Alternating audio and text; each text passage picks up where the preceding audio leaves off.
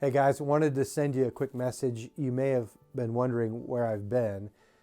I planned a unique time in human history to go on vacation, and when I left Rockford, I left one town, and when I've returned, I've come to a very different looking town. So it has been interesting for us to come back and even while we were away, to hear about things that people are facing and dealing with here in Rockford. And where I was at, it was a different place and a different vibe. And so what I did understand and what I was able to see from afar was just how different people were responding to what's happening right now in human history.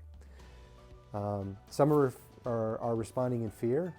We see that, we feel that, we sense that, in that toilet paper has never been such a commodity as in this moment. So, and that fear is justified to some degree. I understand it. I can totally understand where that fear comes from, because there are some people who are in our midst that are vulnerable, and they need to be a little bit fearful, and that they need to practice wisdom and being safe and being careful. And so because of that, our response as a church is to say, you know what, we want to make sure those people are safe too. And so we are, until we let you know otherwise, we are not going to be meeting on Sunday mornings in our normal Sunday morning services. We are changing our format as a church. And we've not put an end date on that because we don't know how long this will last, and we want to be very responsive. And so until further notice, we are adjusting and changing things. Our response could be fear. Our response could be anxiety, but we choose to believe that God is good and that God does things for reasons. And you may or may not know some of the things that I've been able to see, but I recognize where God's hand has been in the works here long before we knew.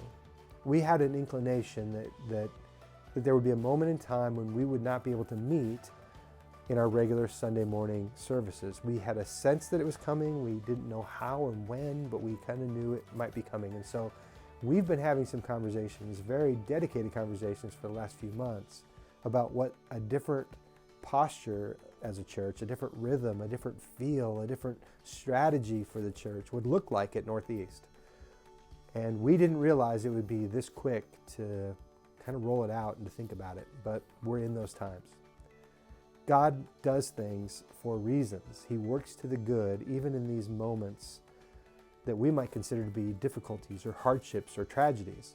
It's in these moments in history that God does incredible advancements of his kingdom. This is where the church shifts and changes and movements are created.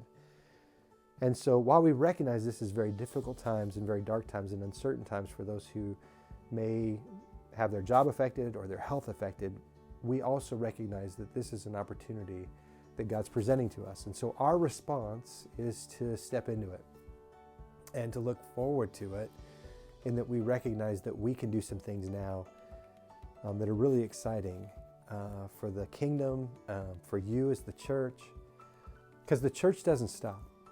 Our Sunday morning services will be changing. We aren't going to be doing our Sunday morning services in the short term. But the church does not stop.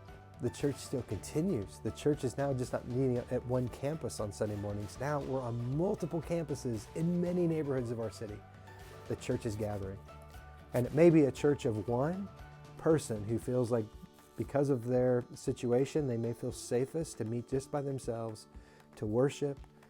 We want to do everything as a staff to resource you in that worship setting. There might be families that just want to meet with just their family. That's where they feel the safest. And so we want to make sure that every family has what they need to worship in that moment.